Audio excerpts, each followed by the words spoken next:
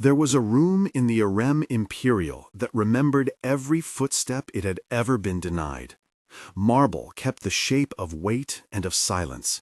Incense had once been invited to cover the damp scent of closets and long corridors, but often the perfumes simply made the hush feel more ceremonial.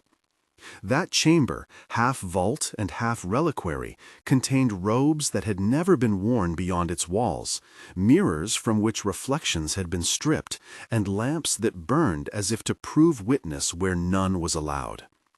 It is from this chamber that a history of possession begins, a history that asks whether a life made into an object is not a fate more terrible than death. If this piece reaches you in the place that tells stories aloud, stay with it until the end. If what follows troubles you, consider sharing it. Remembering is a small act of resistance. Subscribe if you seek more examinations of how empires forget their own.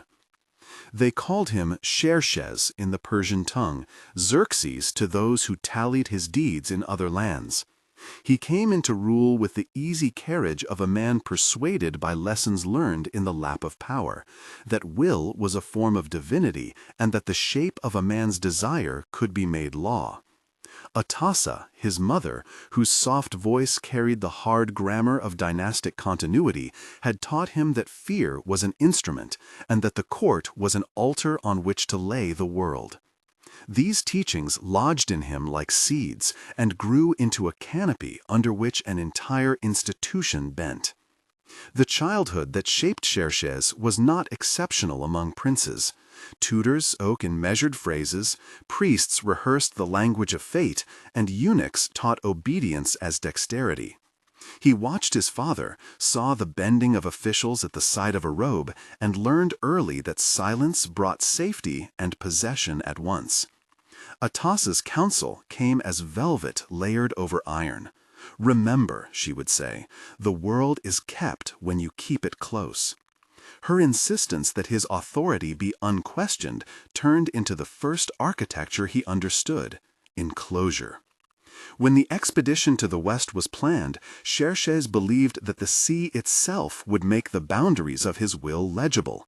The bridges over the Hellespont, great cordages and planks stretched like an assertion across water, were the sort of labor made to dramatize a king's capacity. He strode the temporary causeways with the arrogance of one who could make a highway across a god's domain. The night the sea met the bridges with furious hands, the water cut through his certainty in wind and smashed timber. Men below lashed themselves to broken wood. Men above clung to ropes that screamed. The storm translated a moral lesson into sound, that hubris can be made audible. Salamis, after, was a smaller history of ruin. The sea that had humiliated his bridges took back in the form of oared craft and cunning commanders what he imagined was his by right. Xerxes watched the flames of ships and the tight, dark violence of battle lines and felt the first fissure of a throne that had seemed monolithic. The campaign fashioned him into a creature who moved between rage and retreat, a king who returned home with more need to hold than to rule. It was in that return, in the exhausted months when rumor and rumor keepers filled the days, that the Harem Imperial took shape. Not a harem in the foreign flamboyant sense, but something colder and more thorough. Walls were not merely built to contain bodies, they enclosed time. The harem was designed not for display, but for erasure. It held women within chambers that honored silence as law, and made the absence of a voice into a proof of obedience. Curtains were thick, windows, when they existed, were high and narrow, as if the sky were something to be glimpsed in prayer rather than to guide life. The daughters of Xerxes, flesh of his blood, heirs by blood, yet never heirs by the law of what made a ruler secure, were taken into that architecture. They arrived in the palace like flowers oppressed into a jewel box, taught to move in measured steps, each gesture an instruction in being seen and never heard. Mothers who watched their daughters led past the marble steps learned to trade names for silences as a transaction for survival. They wore the finest linens, but the linens became bindings in the way they were called upon to present themselves, immaculate, mute, reduced to the line and sweep of a robe rather than to the small mischiefs of youthful speech. Xerxes spoke to them sometimes as though he were rehearsing scripture. He proclaimed, in the private vocabulary of a father king, that their seclusion would be sanctifying, that the court's eyes were a kind of purifying flame. "You are mine, and the kingdoms," he would say, and sound the sentence with a tone that brooked no dissent. This rhetoric borrowed the language of devotion and repurposed it to claim bodies. Religious phrases were pressed into service as instruments of domestic sovereignty. The words that should have protected the weak were refitted to justify their removal from the public. Eunuchs oversaw the quotidian tyranny, men whose training had taught them to administer silence as a skill. They learned who should be allowed a single word and who should be taught to keep the look of obedience in their eyes. Administrators kept records not for posterity, but for adjustment. Which door required soap more often? Which servant's loyalty was suspect? Which chamber needed a particular incense to deaden the smell of fear? Small acts accumulated into structure. A servant who closed a girl's door at dusk did not see himself as a perpetrator. He saw himself as following order. The bureaucracy of the palace took complicity and made it clerical. There were girls in the harem who learned language through the thin cracks of conversation that reached them in the servants' whispers. A basket left near a grate carried news from the outer world, a harvest's bounty, the rumor of a minor official's disgrace, the pattern of a festival long past. Some kept their names among themselves, whispering them like talismans against invisibility. Others had names removed by decree and replaced with numbers, with titles that declared them property of sacred lineage. When a name was taken, it was not offered to another word. It was shelved, relocated into a ledger no one read. The removal was its own annihilation. Mithridates served long years as a guardian of the harem's margins. He was not a man of high degree, only a steward whose tasks allowed him slivers of the inner work. He watched and later wrote. His manuscript, found centuries later as an embarrassed, frugal set of fragments sealed within a clay jar, might be the closest thing left to a confession written for the dead. He wrote of the ways the architecture taught bodies to stop wanting, not by blunt force alone, but by the slow pedagogy of making desire useless. They learned, he penned, in the part that survived, to present themselves like offerings, and to expect that the world would not ask their names. There were no public trials of this hush. The law that protected Xerxes' prerogatives also protected the craftsmen who built locks, the priests who intoned blessing over a sealed door, and the clerks who filed away complaints in a ledger marked royal privacy. A petition misplaced in a clerk's bundle was a petition that no longer existed. Mothers who begged for the release of daughters were told by functionaries that sorrow for the household should be managed privately, that the stability of the palace required discretion. To keep the house safe, they argued, was to keep the world whole. The language made violence respectable, and the respectable, in turn, made violence ordinary. Artabano, captain of the guard, dwelt in a different part of this moral geography. Loyal once in the simple soldierly way, obedience for order, he became, in the arc of years, a man whose conscience accumulated like sediment. He had seen the king at his most hallucinatory, met his stare when Xerxes looked at his daughters as if they were carved ornaments sprung to life. He had also seen a mother's broken hands clutch a stare, and had heard the thin, exhausted sound of a girl who believed she had been erased. Artabano's loyalty transformed into a burden. The weight of bearing the hush was a weight on a chest that made breathing a decision. Late one night, after a festival of lights meant to celebrate royal continuity, Artabano louved. The plan was neither theatrical nor clean. It did not resemble the sudden reversals sung in taverns. It was a darkness fitted with practicalities. Which corridor was watched by a single pair of eyes? Which eunuch slept in a chair? Which bolt had a trick that could be undone with a slender knife? He knew the timing of the palace like a physician knows a body. He moved with the precision of someone who had measured the breath of a sleeping man and decided that the breath should stop. The chamber where the killing occurred was a kind of secular sanctuary, a high-ceilinged room whose walls had been polished so often they returned only a dim and distorted echo of those who stood before them. Lamps burned low, casting the king in an ambiguous light. Artabano did not come with a shout. He came with a conversation in his head, with the image of the marble that had witnessed other silences. He and an accomplice, men who had once sworn loyalty to the person and later to a memory of rightness, entered. The scene was not triumphant. It was an act weighted by sorrow and complicated by culpability. Artabano spoke no words of exultation when the deed was done. His hands trembled, and his eyes found no comfort in the king's slackened face. Xerxes did not die as the stories of tavern bards would have it, cleansed, unburdened, or repentant. He died as a man who had been taught that the world owed him, and yet in those last breaths he had no liturgy to make sense of the ruin inside him. The assassination was an odd mixture of retribution and mercy, the removal of a tyrant who had used sacrament and architecture to convert daughters into reliquaries. Yet the removal came with the knowledge that system would not dissolve as easily as a single heart would stop. Afterward came what the palace did best, the making of forgetting.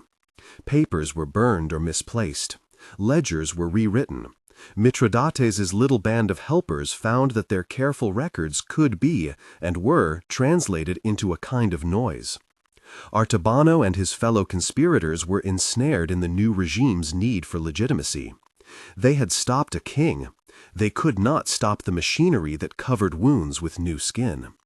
A successor, Artaxerxes, called Artaxerxes in some registers, rose with a pragmatic hand. He did not put the Harem to rights.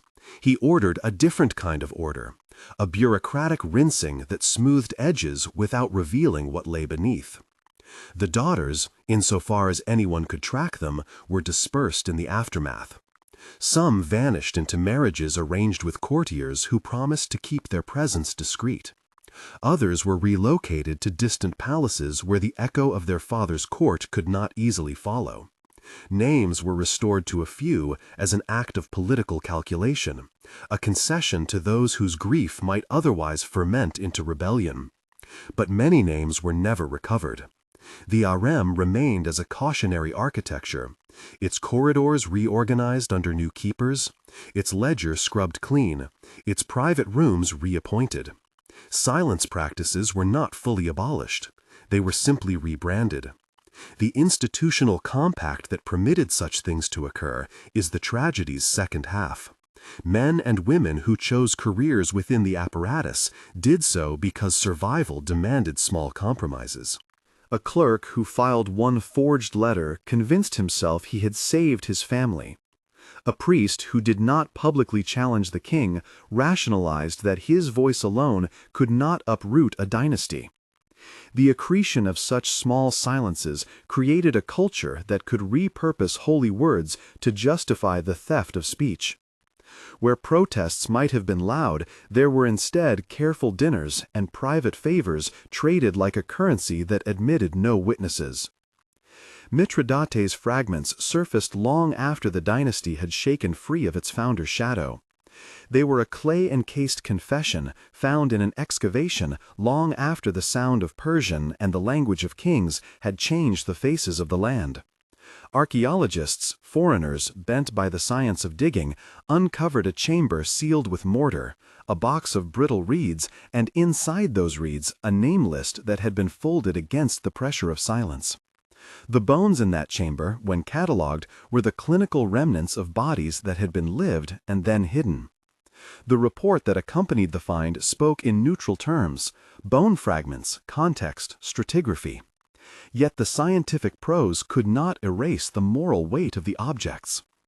Fragments of Mithridates' script read like prayers that had been interrupted.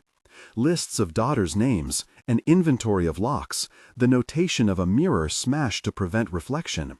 Lines that recorded an instance of a mother who learned to pretend an absence was grace. One passage, marked by a stain whose origin the chemists could not fully explain, said simply, "They were made into a testament against themselves."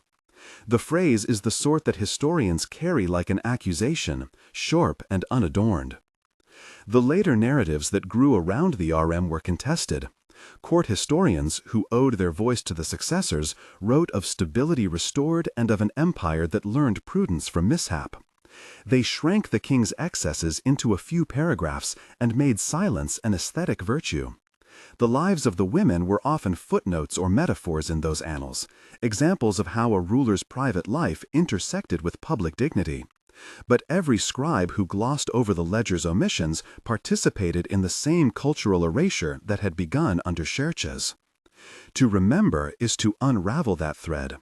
The archaeologist's report was translated and then argued over in halls far from Persepolis.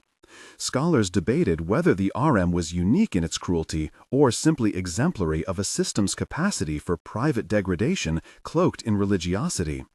Feminist scholars and ethicists argued that what had occurred was not merely an act of possessive fatherhood, but a systemic conversion of human beings into instruments of dynastic display. Others cautioned against anachronistic judgment, urging that the social logics of the 5th century be considered in their own terms. The tension between contextualization and moral clarity became part of the modern discourse, a debate about whether to treat the past as a mirror or as an instruction. Memory, however, takes forms that bureaucracies cannot fully govern.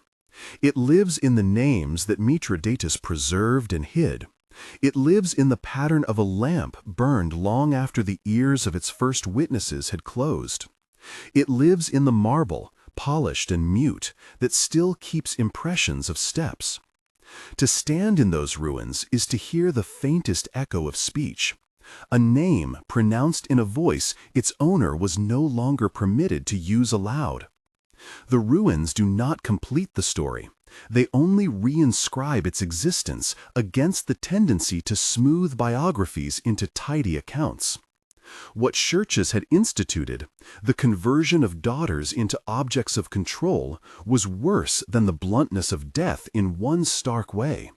Death closes a life and marks an end that even tyrants eventually meet. To erase a person's name, to make their identity conditional on another's whim, to cloak them in ritual and decree so that they live but are not permitted to inhabit themselves, this is to sentence someone to a kind of social non-existence. In such an existence, memory falters because few will offer testimony, and those who could are bought, cowed, or convinced that a silence is preferable to the ruins that might follow rebellion.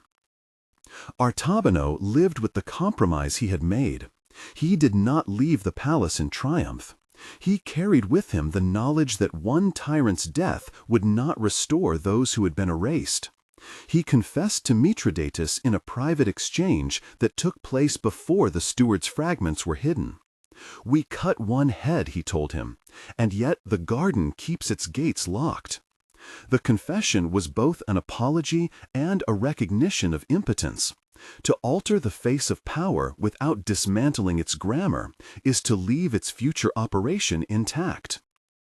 The successor's act of smoothing, promoting some women into public marriage, granting small restitutions, and punishing a select number of obvious perpetrators, served more to reassert the state's monopoly on memory than to repair the harm done. The harem's doors were repainted, its mirrors were sometimes replaced and sometimes kept out of sight. Memory, as a political commodity, requires both the production of narrative and the suppression of contrary records. It is easier to tell a new history than to excavate the old ones.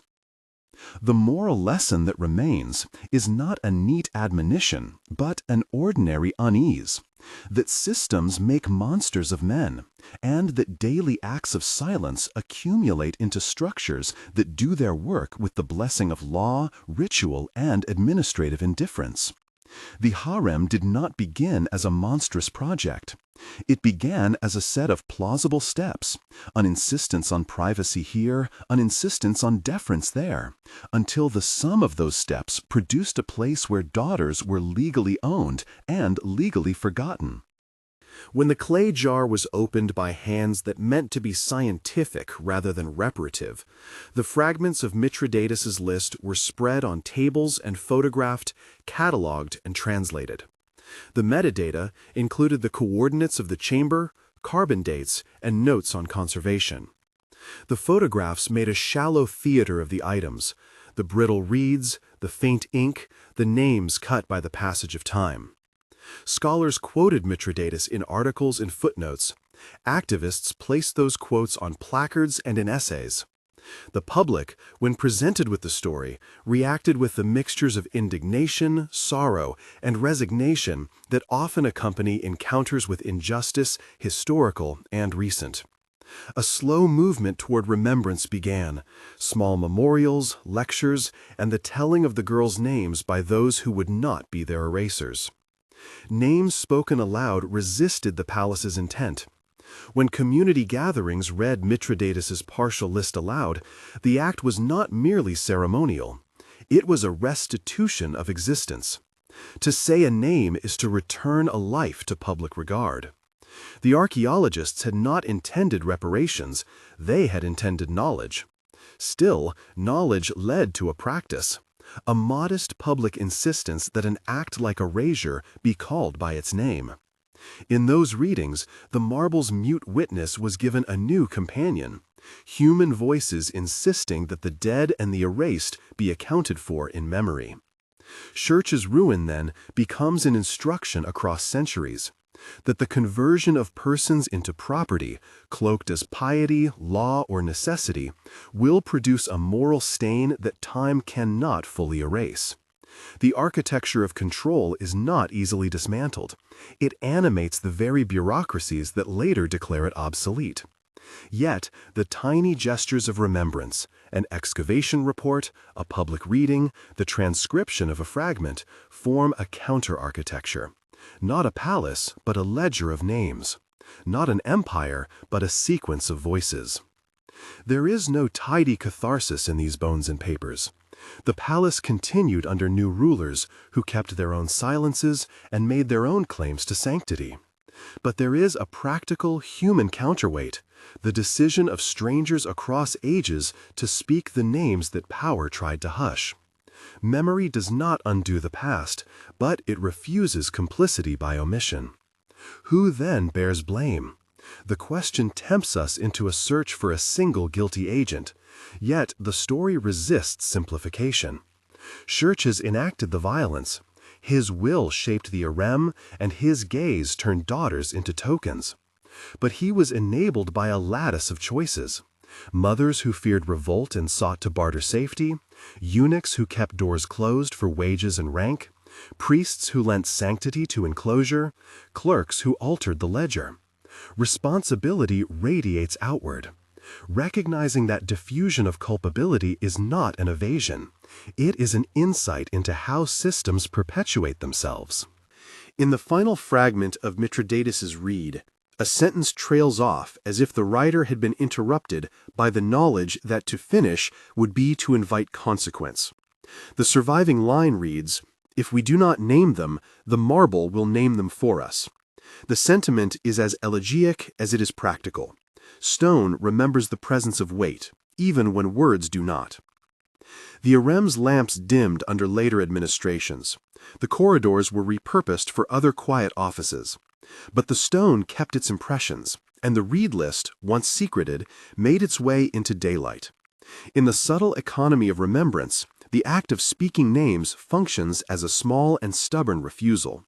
It does not reverse what Xerxes did, but it insists upon a moral ledger in which the erased are given place. There is a lesson here for any polity that prefers silence to accountability, that institutions will always seek justification, and that justification is most dangerous when it borrows the language of the sacred. The Harem was the outcome of layered consent, crafted into law and consecrated by ritual.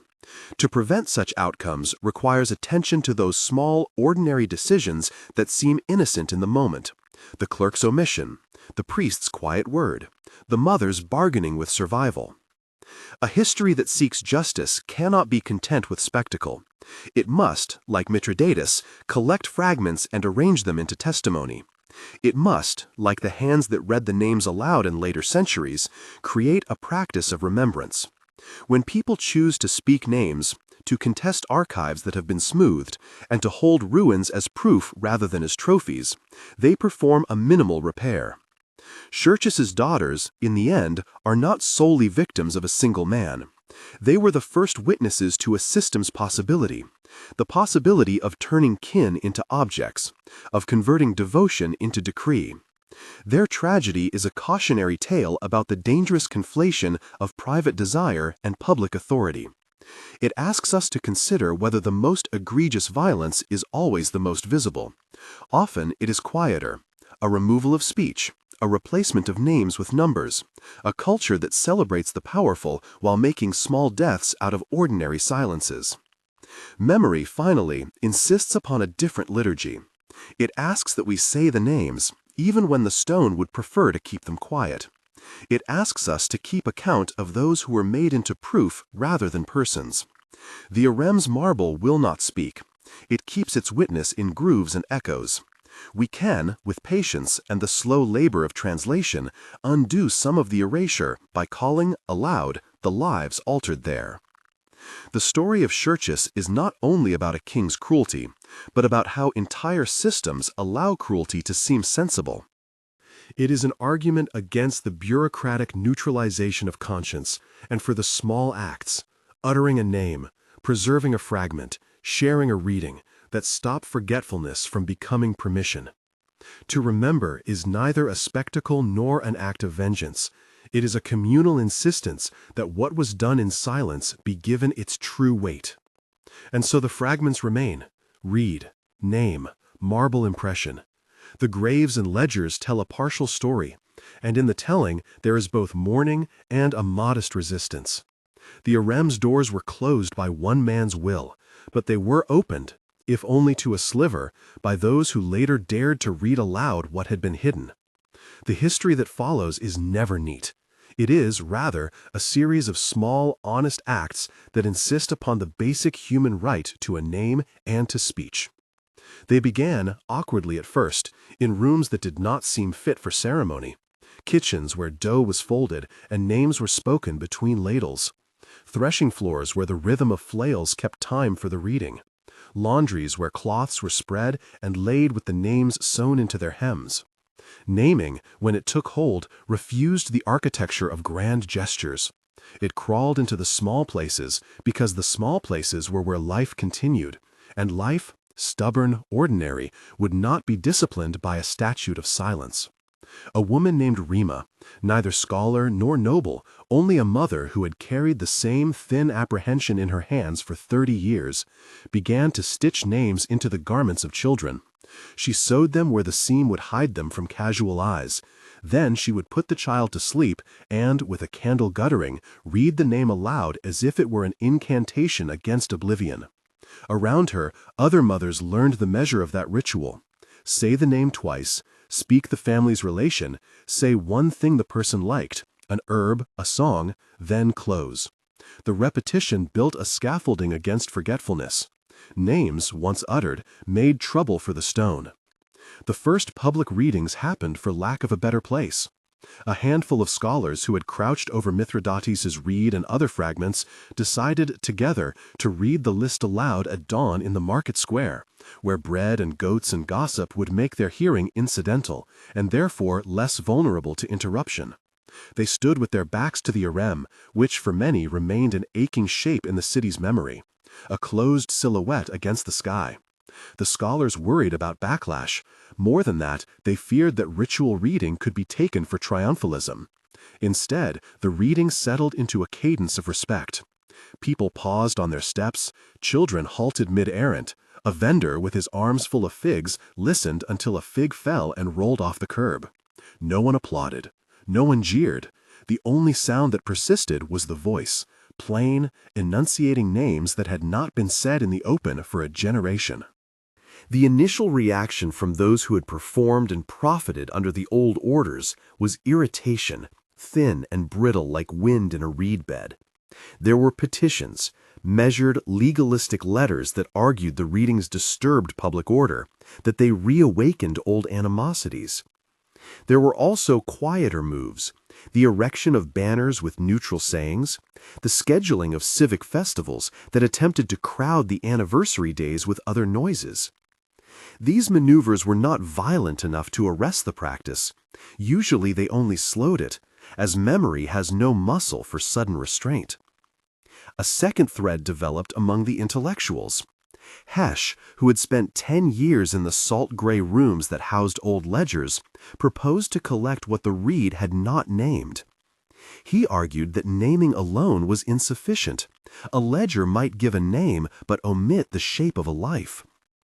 Hesh sought witnesses, neighbors, refugees, the narrow men and women who remembered small habits, and wrote in careful ink marginalia that described a person's trade and illness a laugh. His compendium read like a chorus of small testimonies. It refused the epigraphic dignity of stone and aspired instead to the tenor of kitchens. Not every edition was received as benevolent. Those who had once benefited from the Harem's silence felt exposed by the domestic scale of Hesh's work. If it was easy to deny massacre in the abstract, it was harder to deny a neighbor's memory of a woman who loved bitter tea and braided hair in a curious way. The ledger had once been a place to prop up a claim. Hesh turned it into a mirror. There were threats, whispers of suits, hints that his access to certain documents could be revoked. But the compendium, disseminated by hand and by recitation, had too many hands now. Mitigate, as an institution of ritual and administration, did not fall all at once. Authority reconstituted itself in many forms.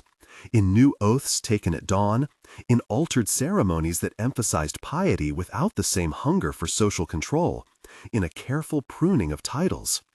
Yet the temptation to cloak power in sanctity remained, and the very fact that it persisted in lesser forms was the lesson the making of memory sought to teach.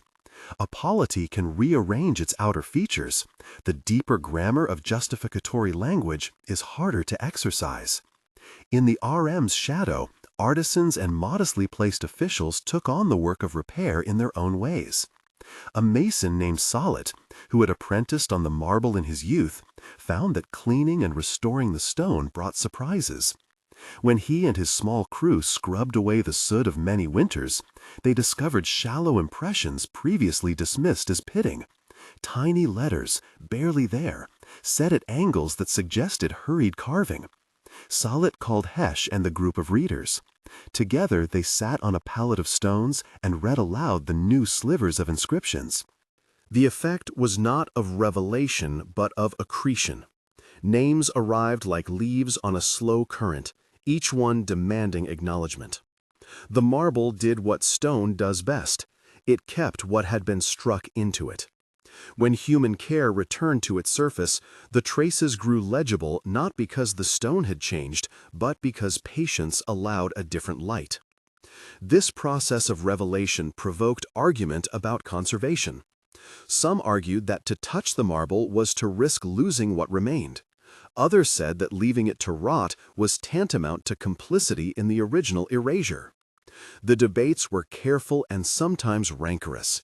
They used terms that sounded like compromise: stabilization, documentation, selective exposure. But the essence of the argument was simple and moral: whether the city would remember through preservation or continue to perform forgetting by neglect. The ensuing consensus was ad hoc. The stone would be cleaned enough for reading. It would not be polished into a monument. Alongside these acts, a ritual emerged that was as informal as it was deliberate. Once a year, on a day selected not by statute but by a small council of women who had survived the Harem's practices, they would gather at dusk at the gate and read names into a bowl of water. Each person dipped a finger and spritzed the water in a tiny arc toward the stone. The water's motion would catch and fret the letters briefly, the droplets catching the grooves like fleeting ink. They believed the gesture would give the marble its own ritual audience, that the names would be heard again in the way that light makes the carved edge visible. It was a trivial superstition, perhaps, but it was also an act of tenderness. The bowl was passed in silence. The names were not spoken for accusation, but for care. Over time, the practice of naming altered language itself. Children who grew up among these small rituals used certain verbs differently. To call someone no longer implied only summoning to a task. It meant also issuing a social summons of recognition, an affirmation that the person existed beyond functional use. To list was an act that might lead to justice. To erase was a word whose moral weight had been renewed. Language, in this modest reshaping, proved one of the most durable tools for cultural repair. There were, inevitably, those who found the new liturgy threatening. A cohort of former clerks formed a league around the idea of administrative dignity. They composed elegant manifestos arguing that endless reminiscing would impede commerce, that the past must be settled, and that civic life required closure. But their manifestos read to many as the last gasp of those who feared tribunal rather than generosity. The city's markets, which are a reliable thermometer of public temper, exchanged bitter fruit for sweetness. Words circulated not as policy, but as rumor. The Clerks' League dwindled in influence because it had only an argument and no tenderness to offer. The daughters of Xerxes, older now, fewer of them, bearing in their faces the map of grief, moved through these developments with varying intent. One of them, Lion, withdrew from public life and tended a narrow patch of garden behind an old house. She refused, at first, to lend her name to the readings. Every invocation hurt in a way only the living can understand. But the slow insistence of the mothers and Hesh's marginalia eventually reached even her hedge. One autumn evening, when the light had gathered itself like a final vow, Lion took a small list that she had kept folded in oilcloth and walked to the Harem with hands that trembled from more than age. She stood at the base of the steps and read aloud, in a voice that had not been trained for oratory, but that carried the exactness of someone who had counted horrors to keep herself measured. As she read, people gathered, some because they knew the names, and others because a human voice at the steps of a forbidden place calls to curiosity and to mercy alike. Leon did not demand anything of the city. She read, and then, with a straightforwardness that made some in the crowd cry, she announced a small project, a set of tiles to be laid, one for each name, in a narrow garden opposite the Harem. The tiles would not be monumental, they would be for walking.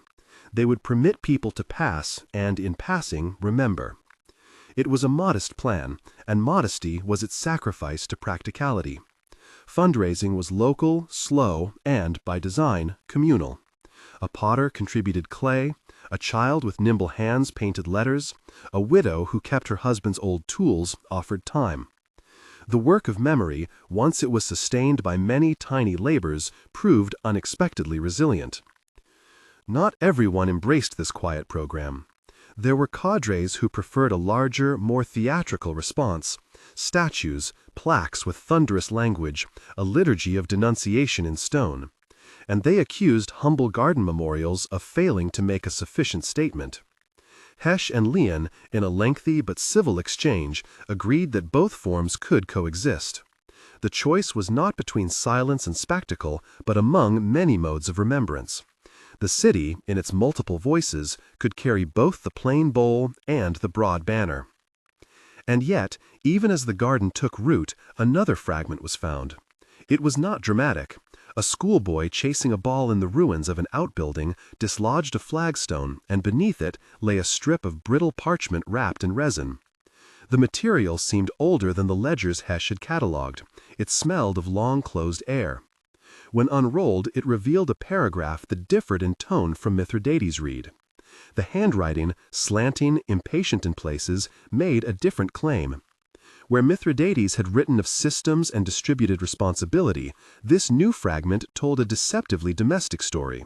A line about a supper, a mention of an argument over a mislaid toy, then a sudden injunction: "Do not gossip of the daughters." The paragraph ended with a sentence scratched out and then re-inked in a harsher hand. It was a human voice, frightened and particular, not the cooler rhetoric of administration. The discovery reoriented the conversation.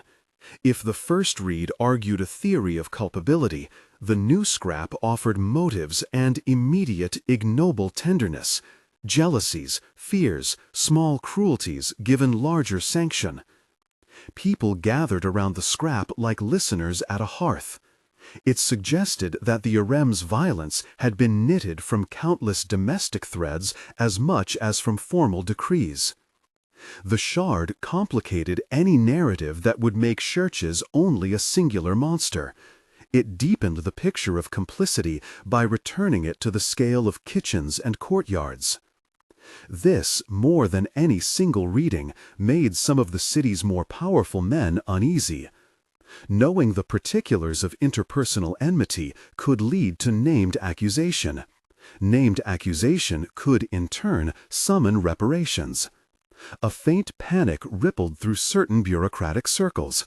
How to reconcile the desire for public forgetfulness with the inevitability of intimate testimony? The answer they offered was to try to translate the intimate into the abstract, to argue that the city must move toward reconciliation rather than recapitulation. Reconciliation, in their version, required that the past be acknowledged but swiftly folded into a narrative of civic unity. The mothers and Hesh resisted this smoothing. For them, reconciliation was not a precondition for naming. It was the slow work that might follow after truth had been said plainly. On a rain-muffled morning, when the Harem's doors smelled of damp and the marble shone dark, a young woman named Asha, no relation to the Xerxes family, a seamstress who had learned the ritual stitches from Rima, climbed the steps with a small wooden box. Inside were names, each written on a strip of linen.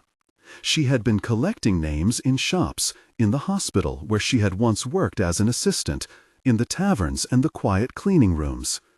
She carried the box to the mouth of the Harem and, with a modest, plain tone, declared she would bind the names into a single book and leave it on the steps. The act was simple and unornamented, but it was public, and in its publicness it reclaimed the steps as a place of memory rather than of secrecy.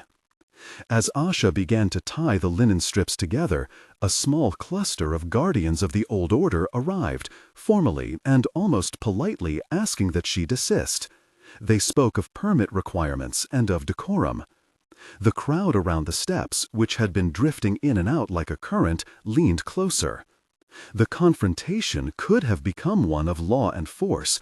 Instead, it became a question of who had the moral authority to define the Harem's future. Asha, quiet but unyielding, said only that the names belonged to the city, and that the city steps, after all, had been forced to hold silence for too long. She said, in a voice that trembled only at the edges, that if the guards would not permit the book to remain, she would read the names aloud and send them, line by line, into the air. They hesitated. The marble absorbed their pause. The argument that followed was not a legal brief, but an ethical negotiation played in the tongues of people who had been made guardians and those who had been made witnesses. The guards offered a compromise. The book could remain overnight under watch. Asha accepted, though she had no trust in the watch. She sat at the steps until dusk, braiding linen and whispering names like prayers. When the city's bell, long silent since the years of the Harem's ascendancy, called for the evening hour, something like an accord passed among those present. The act of staying, of giving the night a witness, had the effect of turning the Harem's front into a temporary chapel of names. Lamps were brought, and people took turns reading so that the book would have a continual voice. The readings added to the steady drum of memory that had grown in the months since the reed's fragments first came into daylight. They were not theatrical, they were small and stubborn in the way a single seed can insist on a crack in pavement. And yet, as hands turned the fragile pages and voices rose and fell, someone at the back of the crowd whispered a different possibility, that the book itself might contain more than names. If Mithridates's reed pressed the system into language, and the scrap beneath the flagstone offered motive, perhaps there were other fragments, notes, orders, ledger lines, hidden in places people had stopped searching because they believed the past exhausted. The thought moved like wind through reeds. If more could be found, if more could be spoken aloud, then the city's account would be less partial, less inclined to a tidy pardon. Asha closed the book for a moment and listened. The marble kept its patient silence, but in the bowl of water at the foot of the steps, the names left a faint ring like a bruise in the surface. Those who had come to stand and listen did not disperse. They stayed because hearing had become a civic act, because to leave would be to permit the old order to reclaim its comfortable quiet. The night tightened, lamps guttered, voices softened. Somewhere, inside the Harem, under the guard's watch, an old wooden chest stirred where it had been left unopened for decades. The city held its breath, attentive to the small, mechanical sound of a lock settling in its last turn. The lock finished its sigh, and then, as if encouraged by that small concession, the chest began to yield. It gave not with a single theatrical creak, but with a patient unwrapping, wood on wood, the long, careful slide of hinges that had not been troubled in years. A thin fog of dust rose and caught in the lamplight, and for an instant the interior of the Harem felt like the hull of a ship opening to a sky it had not seen in decades. Inside the chest lay papers folded into quarters, bundles bound with brittle twine, a length of ribbon browned as old bread, and beneath them, wrapped in oilcloth, a short reed-shaped rod of polished cane. The reed was plain at first glance, no bigger than a finger and darkened with age. But along its shaft someone had burned a string of small marks, like the notches shepherds cut to count flocks. When a gloved hand drew it into the lamplight, the marks looked less like counting and more like a sentence pressed into the wood, shorthand of a mind that had learned to order men with a pen. The guard who had opened the chest, an older man with a face like a folded map, did not move at once. He held the reed above the flame and read the marks slowly, as if they were letters. His breath fogged the oilcloth. In the corridor outside, the watchman who had come to relieve him coughed and, hearing the sound of paper, peered in. Then another presence pressed in through the doorway, the archivist who had once kept the Haram's quieter accounts, a thin woman named Dara who had been thought retired. She touched the bundles with a palm that remembered the old secrets as easily as an old priest remembers the names of the saints. "By the 7," Dara whispered. Her voice did not rise. The lamp swallowed it. "This is Mithridates's hand." The name, spoken there in the cavernous hush, moved like a pulse. Mithridates, whose reed had once given the system its blunt, efficient voice, was not simply a man remembered. He was a method whose traces could make history into a ledger. That possibility changed the geometry of the room. What had been a curiosity became a claim. Dara unwrapped the first bundle. The paper was foxed at the edges, the ink a brown that had once been black. Notations crossed the margins. Names, numbers, places of assignment. Quarter of the lofted eaves, transfer, 3. M. Xerxes, satisfaction assured. Silence stipend, issue, March. The words were not oblique. They read like directions, like orders. A murmur threaded through the small body assembled in the chest room. The guards exchanged looks that had the bluntness of men untrained to read guilt, yet trained to obey the shape of command. The archivist's fingers trembled, not from fear alone, but from recognition. Ledger lines that matched the reed's deliberate marks, a system of notation that converted people into entries, breaths into balances. Outside, the book of names on the steps had found its rhythm. Lamps burned in the cold air, and the voices that had taken turns reading continued, low and steady.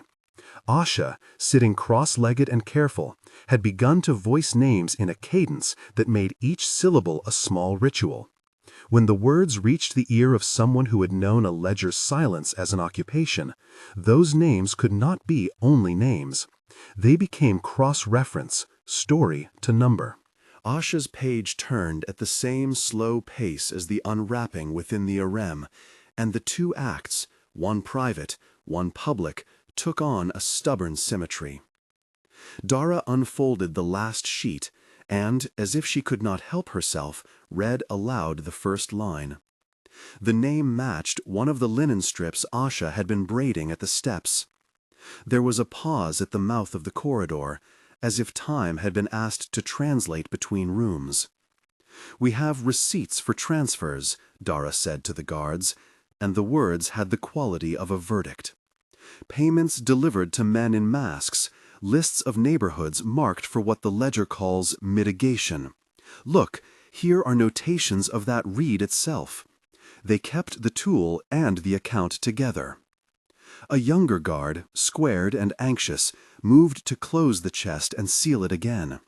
He held up his hand, not in some ceremonial halting, but because the depth of the pages made him feel suddenly like a child standing before a shard of glass.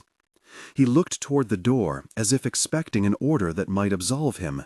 There was no order. The old regime's language had produced obedience.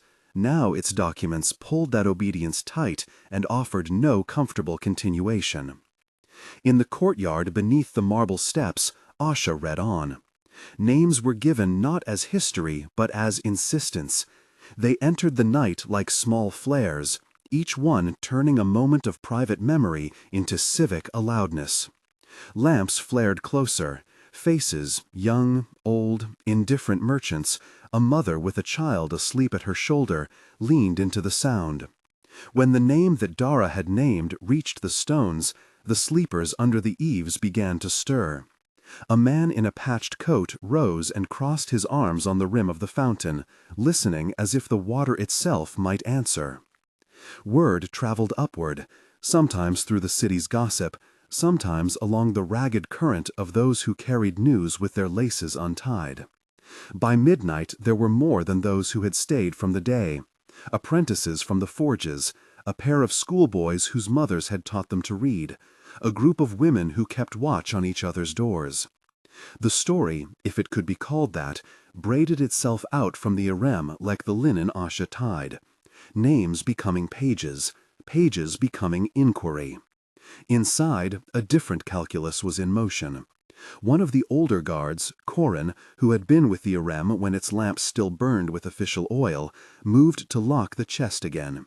"We must send this to the council," he said, as if invoking process might contain consequence. "We will present it with decorum. We will not set the city aflame with rumor." Dara's laugh was without humor. "The council?" she repeated. "Which council? The one that looks to the reed for its grammar?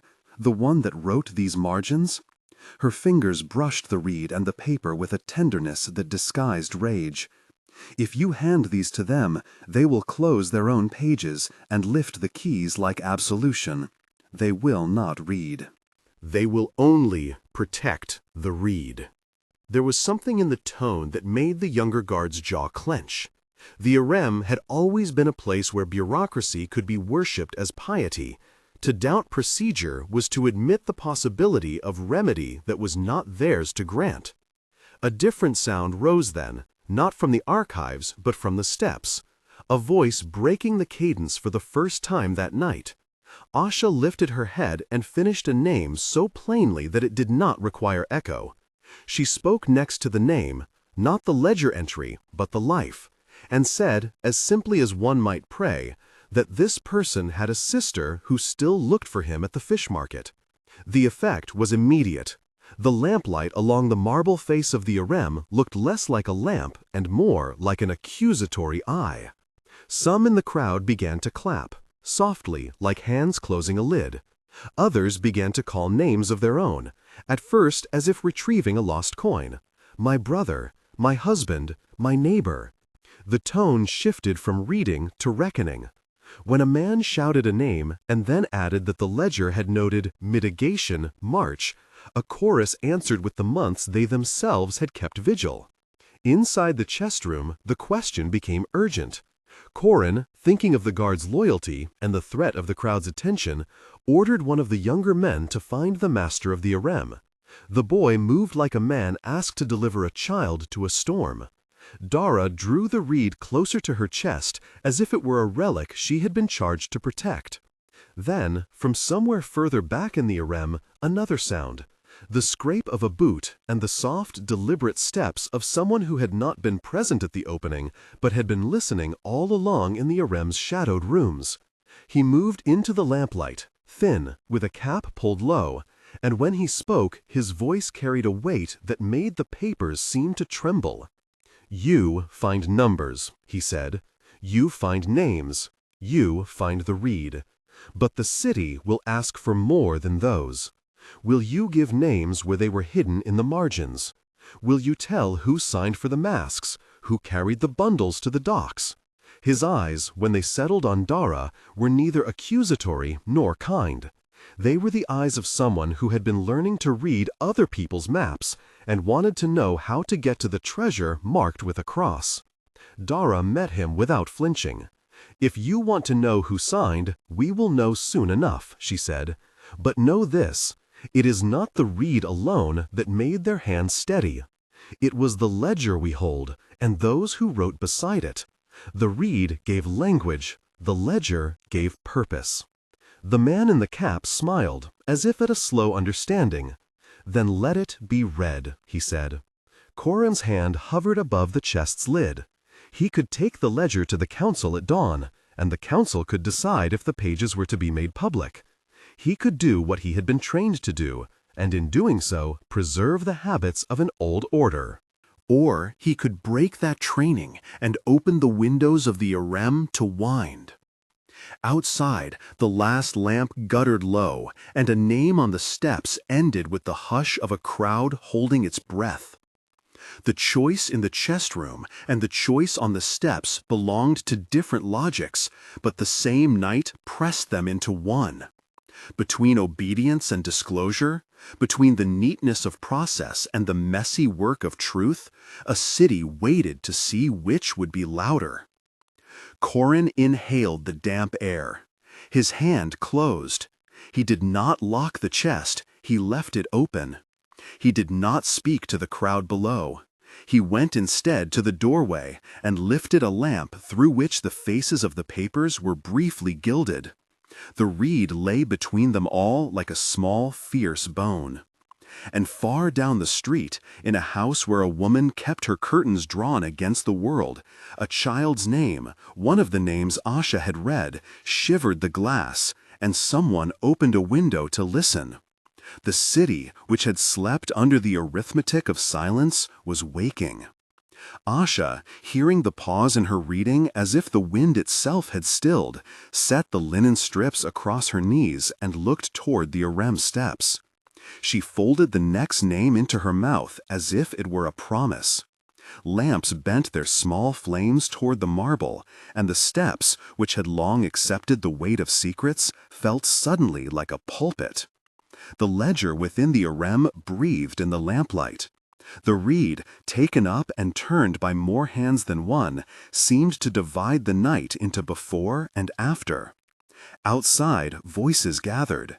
Inside, hands found the places where signatures had been made. Between the two, a quiet that was not absence, but attention held.